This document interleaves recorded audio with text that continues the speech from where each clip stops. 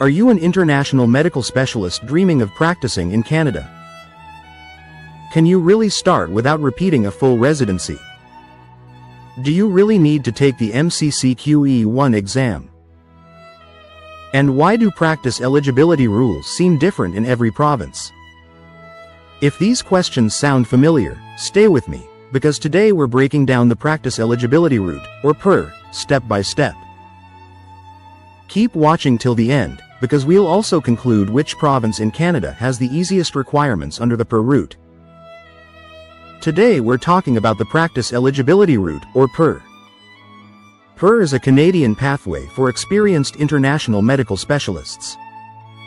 It is meant for doctors who have already completed specialist training outside Canada and have several years of independent specialist practice. PER allows these doctors to be assessed without repeating full Canadian residency training. The focus of PER is on real-world experience and current competence, not starting over from scratch. The PER process begins with the Royal College of Physicians and Surgeons of Canada. Doctors first create an account on physicianapply.ca and upload their medical degree, internship or house job records, residency training, specialist qualifications, and evidence of independent specialist practice. These documents are then source verified. After source verification, the Royal College reviews the application to determine whether the doctor's training and independent specialist experience are comparable to Canadian specialty standards. If the assessment is positive, the Royal College grants PER exam eligibility, allowing the doctor to enter the Practice Eligibility Route and apply to sit the Royal College specialty examinations. If significant gaps are identified, PER exam eligibility may be delayed, and the doctor may be required to complete additional training or supervised specialist practice outside Canada or in a jurisdiction where they already hold full registration, before PER eligibility is granted. This stage occurs before any provincial licensing and is completely separate from the supervised practice that may occur in Canada after PER eligibility, when a province issues a restricted or provisional specialist license. At this point, it is very important to understand the difference between specialty exams and MCCQE1 exam, because they are not the same thing.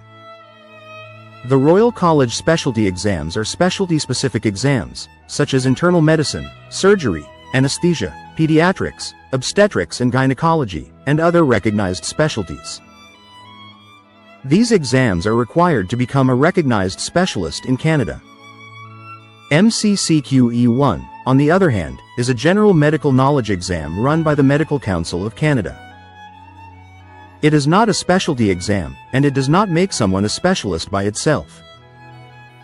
MCCQE1 is a provincial licensing exam, not a Royal College requirement. While many provinces require MCCQE1 for licensing, some provinces do not require it for physicians entering practice through the Practice Eligibility Route pathway, particularly at the provisional or restricted license stage.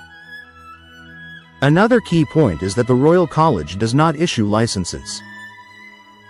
Licensing is done by provincial medical regulatory authorities, and every province has its own rules. This is where requirements begin to differ across Canada after getting PER eligibility from the Royal College of Canada. In some provinces, after getting PER eligibility, doctors can start working under supervision before passing the Royal College specialty exams. For example, in Nova Scotia, doctors with PER eligibility may receive a time-limited defined or special license without having passed the specialty written and clinical exams, provided they practice under supervision. The province often does not require MCCQE1 at that stage for time-limited defined or special license. Newfoundland and Labrador usually require MCCQE1 plus PER eligibility for a provisional license, but they still do not require the Royal College specialty exams to be completed before allowing practice under supervision. In Ontario, after obtaining PER eligibility through the Royal College, candidates must meet the College of Physicians and Surgeons of Ontario registration requirements. To obtain a restricted specialist license, candidates must pass the Royal College written specialty exam and meet CPSO's licensing requirements, which may include MCCQE1. The Royal College Clinical, Applied exam is not required for the restricted license. Full independent specialist licensure in Ontario requires completion of all Royal College certification requirements, including both the written and clinical specialty exams. In Manitoba, internationally trained specialists who have been granted per exam eligibility by the Royal College may apply for a provisional specialist license. At this stage, MCCQE1 and the Royal College written or clinical exams are not required. Before issuing the provisional license, Manitoba may review the applicant's experience and specialty and may request additional proof of competence or require supervised practice as a condition of the provisional license. Any supervised practice required at this stage takes place in Canada and occurs after per eligibility. In British Columbia, internationally trained specialists with per eligibility may apply for a provisional specialty license, but per eligibility alone is not sufficient.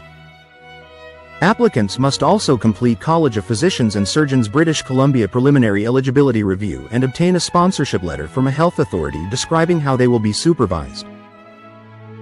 At this provisional stage, MCCQE1 and passing the Royal College written or clinical specialty exams are not required, because per eligibility is accepted by CPSBC as meeting the Royal College specialty requirement for provisional licensure. In Saskatchewan, after obtaining per eligibility, a physician must still pass MCCQE1 and the Royal College specialty exams before qualifying for a provisional specialist license. Per eligibility alone is not sufficient. To obtain a full specialist license, after passing Royal College specialty exams, the physician must have a confirmed practice arrangement, such as a job offer from a hospital or health authority. In Alberta, just having per eligibility does not automatically give a license. The College of Physicians and Surgeons of Alberta looks at a doctor's training, previous specialty exams, and work experience to decide if they can be licensed. Doctors usually need to complete MCCQE1, and may also need to take the Royal College specialty exams later. Alberta can give a provisional or restricted license so the doctor can work under supervision while completing these exams. In New Brunswick and Prince Edward Island, there are no publicly detailed requirements for per-based provisional or special specialist licenses. The colleges in both provinces assess applications on a case-by-case basis, and per eligibility alone does not automatically grant a license. Public information does not indicate that MCCQE1 or Royal College specialty exams must be completed before being considered for provisional or supervised practice in these provinces. Quebec, even after per eligibility, usually does not allow doctors to work under a provisional license. MCCQE1 is generally required, and per does not waive it. Doctors must usually pass both Royal College specialty exams before practicing. French language proficiency is mandatory to get a license in Quebec. Across Canada, doctors usually need to complete their Royal College specialty certification and have a confirmed hospital or health authority position to move from provisional or restricted practice to a full independent specialist license. The MCCQE1 requirement after per eligibility varies by province, with some provinces requiring it and others not. So, after looking at all the provinces, if you're an international specialist aiming for the smoothest path to start practicing in Canada, Manitoba stands out as the easiest option. Here, simply having per eligibility is enough to get a provisional specialist license. You don't need to pass MCCQE1 or the Royal College specialty exams at this stage. Of course, every province has its own rules, and licensing requirements can change over time, so make sure to check the latest provincial regulations before deciding where to apply. Understanding PER and the provincial requirements will help you plan your journey and take the fastest route toward practicing in Canada. In summary, PER allows experienced international specialists to become eligible for Royal College specialty exams. The specialty exams determine specialist recognition. MCCQE1 is a general licensing exam required by some provinces, and provincial colleges decide when and how a doctor can practice.